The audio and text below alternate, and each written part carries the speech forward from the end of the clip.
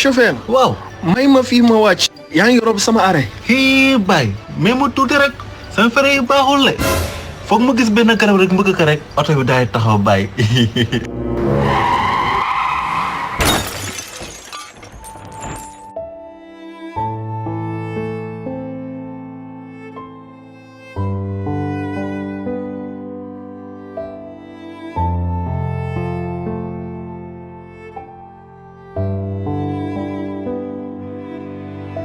Papa, xaw ma sa boobu bee toj xaw ma sa tànkee damm jox ma sama paas 3500 boo ma ko joxee naa la porte plainte de naa la yóbbu ba tribunal de la xee.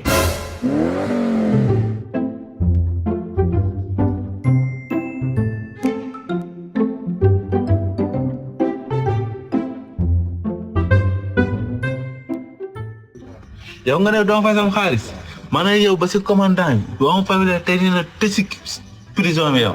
dal lan moo xew. waaye commandant. waaw kii kacapaa la kii bandi bu mag la kii mu ma amee sama xaalis maa ngi sama oto mu war maa fay sama xaalis mu ne du ma fay. ah bon kon yow da nga koy yoreel xaalis fa yow. déedéet monsieur le commandant lim la wax demewul noonu. naka la demee. kii dafa ma yeb si otoom. waaw mu yóbbu ma fayee ko ma 3500. waaw ma dem ba sama arrêt ma ne ko chauffeur may ma fii mu ne ma kat aw ma frein. ah bon mu ne ma il faut mu mbëkk benn garab pour mën a arrêter. mu ngi nii sama blessure yi nii yëpp moom xawul moom mu ngi nii mu ngi gaañu man maa ngi gaañu hôpital lañ jógee frais yëpp man maa ko fay ba pare tourné di ma laaj 3500. ah kon yow da nga yor oto di ko dawal amul frein xam nga loolu nu mu tudd loolu infraction la. infraction. infraction kay. ah man multiplication la ma jàngoon de.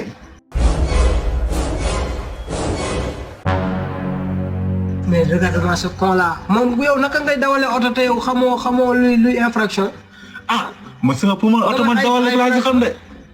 dawal rek laa si xam. dawal rek moo tax ñun jox la permis. permis sax aw ma ko.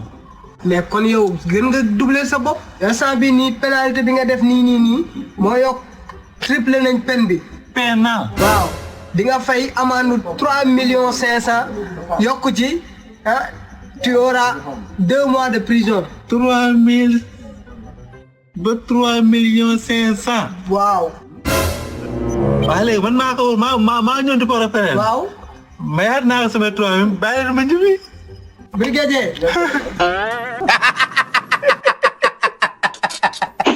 jërëjëf gannaaw bi ngeen seetaanee vidéo ba mu jeex tàkk te bu fekkee abonné gu leen da leen ñaan ngeen abonné te ngeen activé cloche de notification bi ñu leen jox di ci yeneen vidéo jaa ngeen jëf.